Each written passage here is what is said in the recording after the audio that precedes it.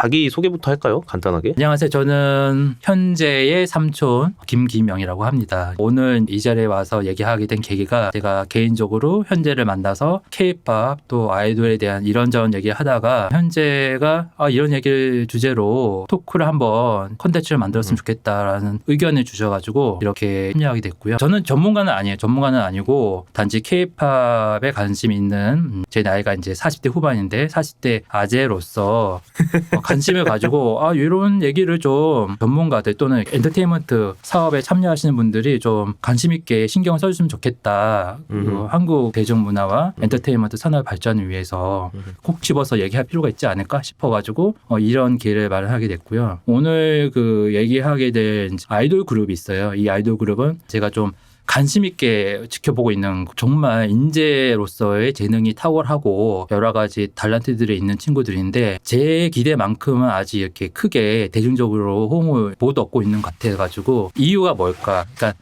아이돌의 문제점을 얘기하는 게 아니라 어떤 시스템이나 기획적인 문제를 한번 제기하고 싶어가지고 이런 부분을 좀 보완하면은 사람들한테 대중들한테 큰 인기를 얻지 않을까 싶어서 얘기를 하고 싶어서 나왔고요. 배경이 있는데 저희가 이제 코로나를 통해 가지고 어느 정도 엔터테인먼트 산업에 좀 위축되는 계기가 있었는데 그 코로나 동안에 이제 데뷔했던 이제 걸그룹 사실 좋지 않은 시기였음에도 불구하고 데뷔를 해서 열심히 활동했고 제가 보기에도 나쁘지 않고 충분히 승산이 있다고 했는데 생각보다는 급성장 큰 기대만큼은 물론 인기를 많이 얻고 있는데 그 속도가 좀 미진한 것 같아서 한번 어떻게 하면 더 그 속도를 높일 수 있을지를 그러니까 아이돌을 위하는 마음으로 한번 조명하고자 합니다. 네. 안녕하세요. 저는 뮤직 프로듀서 겸 피아니스트 박현재라고 하고요. 저는 음악을 전공을 했고 실용음악과를 졸업하고 지금 현재 현업 프로듀서와 개인 활동으로 지금 음악을 하고 있는 사람입니다. 오늘 저의 삼촌을 한번 모셔봤는데 삼촌이 어렸을 때부터 굉장히 박학다식하시고 삼촌이 또 전공이 원래는 건축을 관련을 전공을 하셔서 미학적으로도 굉장히 뛰어난 안목을 가지고 계시는데 이제 아이돌 산업에 대한 관심이 옛날부터 있으셨어가지고 제가 옛날부터 계속 삼촌이랑 얘기를 하다 보니까 삼촌이랑 한번 이런 아이돌 산업에 대한 진지한 토크를 한번 해보고 싶다. 왜냐면 저 같은 경우도 이제 프로덕션이나 이런 거에 굉장히 관심이 많고 기획적이고 브랜딩적인 측면에서 이러한 것들 좀 바라볼 이제 시점이 됐다고 생각을 하기 때문에 한쪽은 비전공자의 관점에서 한쪽은 전공자의 관점에서 이렇게 조금 더 음악과 또 다른 어떤 브랜딩적인 측면들을 심층적으로 한번 분석해보는 시간을 가지면 좋겠다라는 취지에서 지금 이번 컨텐츠를 기획하게 됐고요. 오늘 다룰 아이돌 첫 번째 그룹은 이제 아이칠린이라는 그룹이고요. 네, 아이칠린. 네, 데뷔 연도를 한번 보시겠어요? 이렇게 되고 파트가 정해져 있죠. 지유는 메인 보컬, 이지가 리더면서 메인 댄서, 제키가 메인 래퍼면서 리드 댄서, 준이가 리드 보컬, 서브 래퍼, 채린이 메인 보컬, 예주가 리드 댄서, 초원이 메인 댄서 했는데 실력이 좋아요. 실력도 좋고, 그러니까 뭐 보컬도 괜찮고, 뭐 비주얼도 당연히 괜찮고, 안무도 댄스 실력도 괜찮고, 특히 안무 쪽으로는 이지가 탁월한 것 같고, 영상 한번 살펴보도록 하죠. 가차로 먼저 데뷔를 했는데 뮤직비디오를 한번 보겠습니다. 신인 그룹치고는 엄청 신경 썼다고. 엄청 신경 썼네요.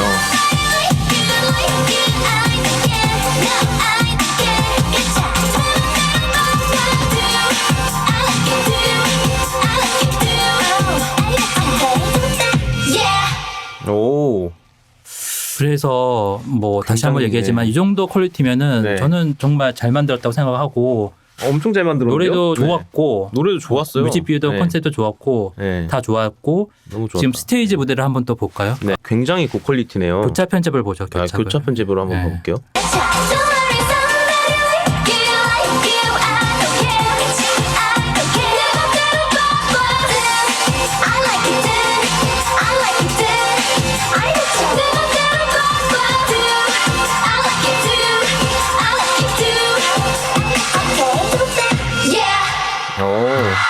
그래서 저는 일단은 이 가차 이 활동은 되게 잘했다고 봐요. 결과물이나 어떤 기획적인 측면까지도 충분히 신인 그룹으로서는 할 만큼 했다 했는데 이제 물론 이 가차로 제 생각에는 좀 대중들의 관심을 많이 끌었다고 생각을 해요. 근데 이제 안타까운 거는 이때가 이제 아직까지는 코로나 시기였다는 점도 있고, 그때 이제 어떤 시기냐면은 4세대 걸그룹들이 네. 이제 두가가 나타나는 시기였어요. 음. 그러니까 사실은 신인 그룹들에서는 설 자리가 조금 부족해지는 아. 상황이었죠. 네네. 쫓고 남았던 영역을 서로 신인 그룹들이 차지해야 되는 왜냐하면 이제 우리가 생각하는 지금은 되게 유명해진 네. 4세대 걸그룹들이 네. 이미 두가가 나타내고 많은 대중들의 관심을 얻고 있던 때라서 네. 대중들의 관심은 그쪽으로 향하고 있을 때였던 거지. 말씀하시는 4세대 아이돌 중에 대표가 누가 있어요? 아이브가 네. 있었고 네. 뭐 유진스는 언제 나왔지? 유진스는 이제 다음이죠. 네, 유니스크 다음이죠. 네. 하여튼 그 4세대 걸그룹들이 막 네네. 두각을 나타낼 때 보니까 네네. 대중들이 네. 4세대 걸그룹 간의 어떤 경쟁을 부추기는 그런 양상이다 보니까 신인 그룹들은 관심을 못 받을 이건 제 의견이에요. 개인적인 의견. 네네. 그래서 신인 그룹 걸그룹보다는 확실한 4세대 걸그룹의 입지가 확실히 이미 있는 사람들한테 관심을 두지 않았나. 그쪽으로 가버렸다. 그래서 이제 그렇게 이렇게 가차가 좋았음에도 불구하고 네. 생각보다는 이렇게 큰 방향을 못 일으켰다는 거에는 이제 그런 이유가 있지 않을까라는 게 제 생각이고 네. 저도 잘 모르죠. 그때쯤에 좀 아무래도 좀 좋은 곡들도 많이 나왔었고 상당히 그때가 코로나 때잖아요. 네. 사실 코로나 때 라이브 스테이지나 아니면 라이브 공연이나 이런 것들은 많이 산업이 없었죠. 죽었지만 네. 반대로 그 실내 스튜디오에서 촬영하고 이런 것들은 엄청 올라왔고 당시에 이제 장비 업자분들 말씀 들어보면은 라이브 스테이지 이쪽은 되게 망한데 많았지만 반대로 실내 스튜디오나 아니면은 뭐 굉장히 막 첨단 기술을 사용해서 촬영하는 그런 스튜디오들 있잖아요. 차세대 스튜디오 같은 경우는 굉장히 투자가 많이 됐고 당시에 그러니까 산업을 주도하는 어떤 그런 트렌드가 좀 뒤바뀌었다고 그때 느낄 수 있었는데 그때 맞춰서 또 아이돌들이 엄청나게 많은 시도를 했어요. 그렇구나. 네, 그리고 온라인에 나오는 콘텐츠가 훨씬 많이 한 거의 2배 이상으로 느는 것 같다는 게 제 개인적인 느낌이고 뭐 예능이나 이런 것들도 굉장히 많이 출연했고 그리고 그러니까 이 아이칠린 같은 지금 아이칠린 소개하지만은 네. 아이칠린처럼 좀 이렇게 좀 재능이 뛰어난 걸그룹들이 네. 이 당시에 또 많이 나왔던 것 같아요. 아 맞아요. 네. 그래서 2021년 데뷔 걸그룹 또는 2020년 데뷔 걸그룹을 치면은 네. 좀 관심 있는 사람들은 알만한 신인 걸그룹들이 쫙 나와요. 네. 근데 그 걸그룹들이 네. 다 비슷해요. 아 비슷하다. 그러니까 실력이 나쁜 게 아니라 네. 실력이 상향해서 비슷하다. 네, 상향 평준화가 돼버렸다. 네, 상향 평준화 됐다 보니까 상향 평준화가 돼버렸어. 그러니까 사실은 이제 나중에 또 얘기할 건데 네. 이 실력뿐만 아니라 실력은 기본이고 네, 실력 기본이죠. 아이덴티티, 네, 아이덴티티. 정체성, 네. 개성이 돋보여야지만 사람들이 이제 그쵸. 관심을 갖기 시작한 건데 네. 그러기에는 아까 얘기했던 4세대 걸그룹이 이미 앞서려고 있던 시대였고 아이디가 너무 탁실한 걸그룹들이 네.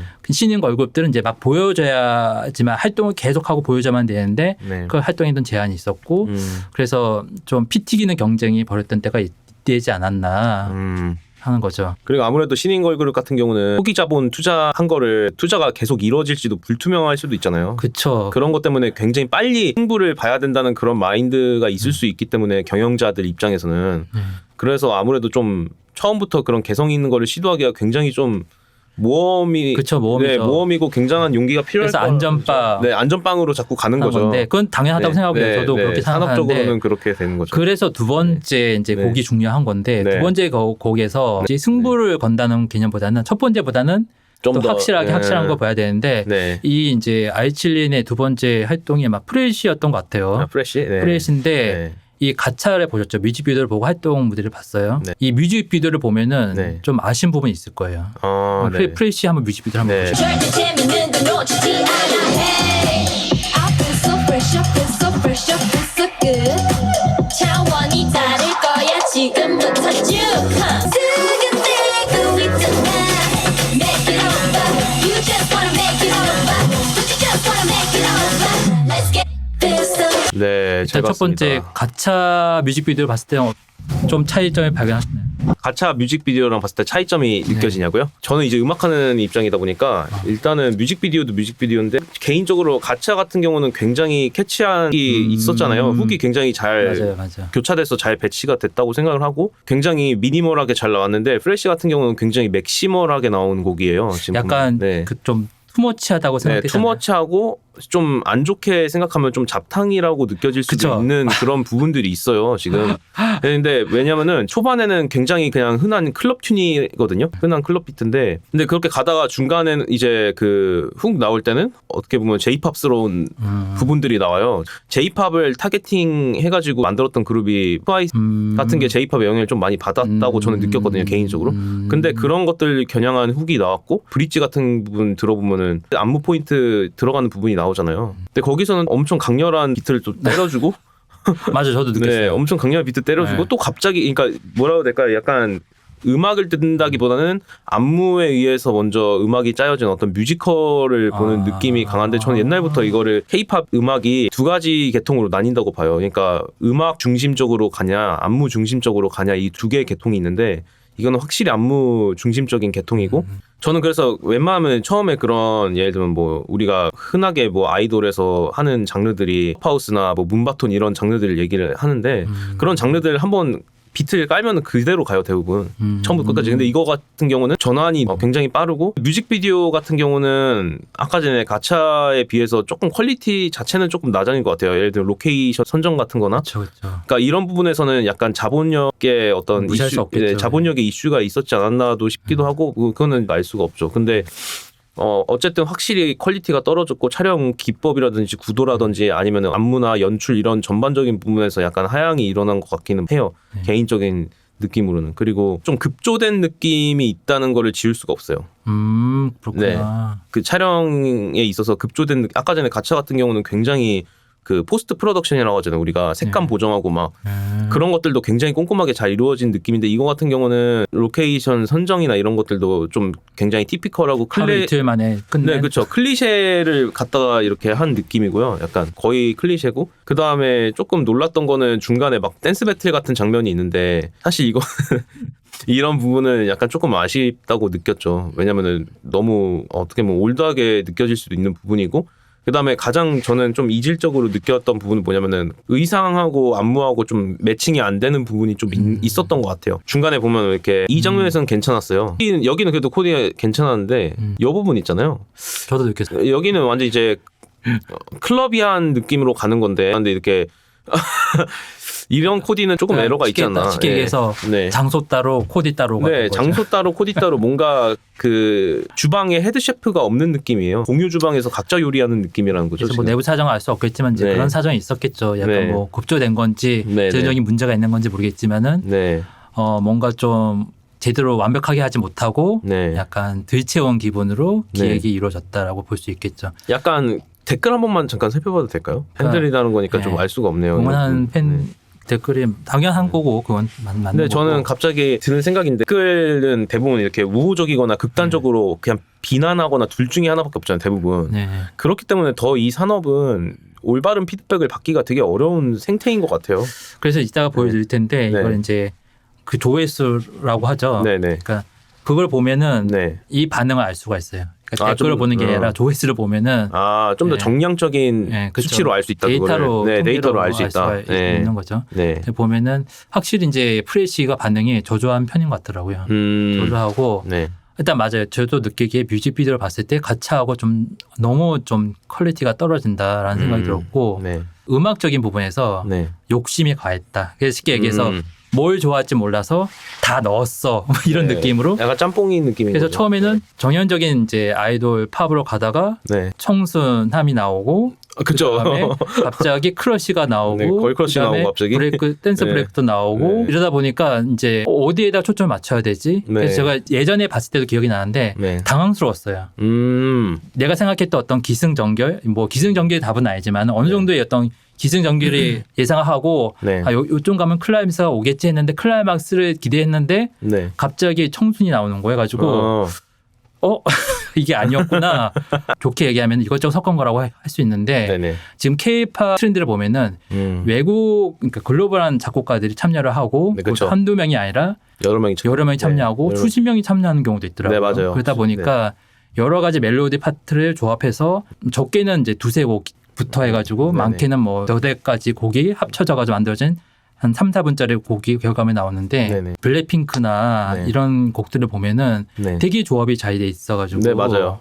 예전에 아이즈원이나 이런 곡들 네. 보면은 여러 곡인데 한 곡일 정도 느낄 정도로 그다음에 에스파의 넥스트 네. 레벨을 보면은 넥스트 레벨. 원곡하고는 또 다른 네, 그쵸. 다른 부분이 합쳐져가지고 네, 네. 근데 기가 막히게 합쳐져가지고 네, 맞아요. 시너지 효과를 불러일으키는 그런 결과물 있거든요. 네, 맞아요. 전 나쁘진 않은 것 같은데 네네. 잘 섞어야 된다라는 거죠.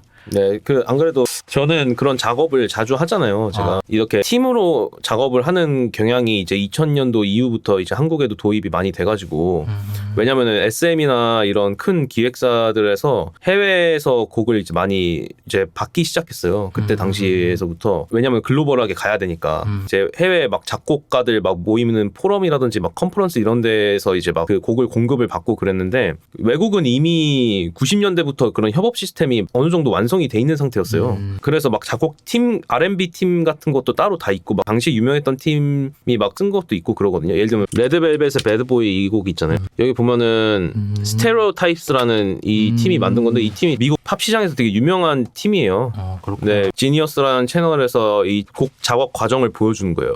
이분들의. 근데 이걸 보다 보면은 한 가지 확실한 거 알 수 있어요. 그 여러 명이서 작곡하는 거에 약간 리스크에 대해서 말씀하셨잖아요. 근데 이 친구들은 보면은 옛날부터 합을 맞춰가지고 서로가 어떤 곡을 완성해야 되는지를 본능적으로 캐치해서 들어가는 부분들이 있어요. 다른 부분을 작곡을 해도. 그러니까 한 몸 같이 움직인다는 거예요.